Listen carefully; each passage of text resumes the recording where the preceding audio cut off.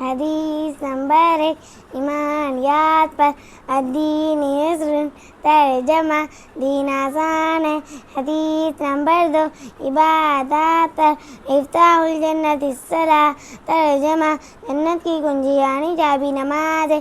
حدیث نمبر 3 معاملات پر من غش فلیس منا ترجمہ جو دھوکہ دے وہ ہم مسلمانوں میں سے نہیں۔ حدیث نمبر 4 معاشرت پر السلام قبل الکلام ترجمہ سلام کرنے سے بات کرنے سے پہلے سلام کرو۔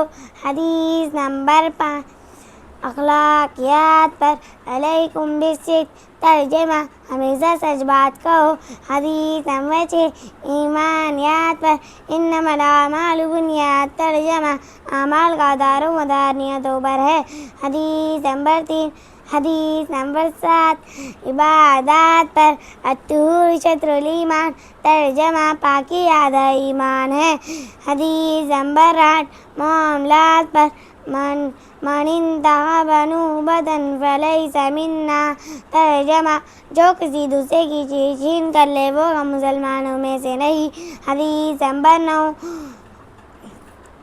معاشرت پر الجنت تحت اقدام الامہات ترجمہ جنت ماؤں کے قدموں کے نیچے ہے۔ حدیث نمبر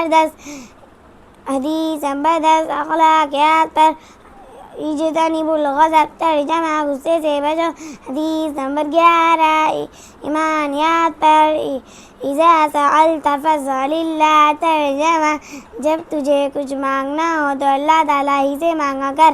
حدیث نمبر 12 عبادات پر افضل الاعمال عند اللہ الصلاۃ فی اول وقتها ترجمہ اللہ کے نزدیک سب سے افضل عمل اول وقت میں نماز پڑھنا ہے۔ حدیث نمبر 13 معاملات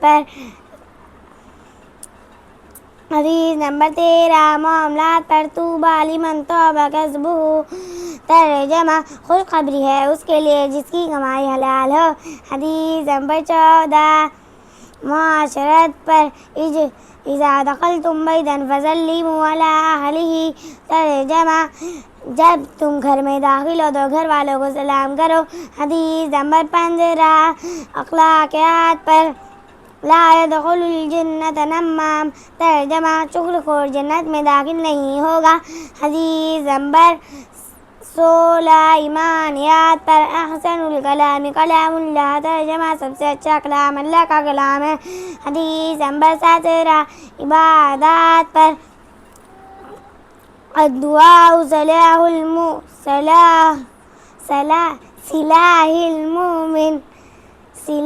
المومن ترجمہ دعا مومن کا ہتھیار ہے۔ حدیث نمبر 18 معاملات پر من ادعى ما ليس له فليس منا ترجمہ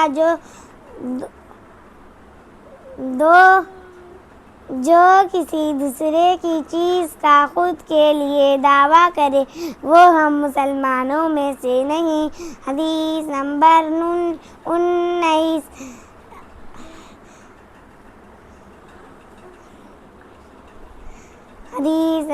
19 معاشرت پر رضا الرب فی رضا الوالد ترجمہ اللہ تعالیٰ کی خوشی والد کی خوشی میں ہے۔ حدیث نمبر 20 اخلاقیات پر ان اللہ رفیق یحب الرفق ترجمہ بے شک اللہ تعالیٰ نرمی ہے اور نرمی کو پسند کرتے ہیں۔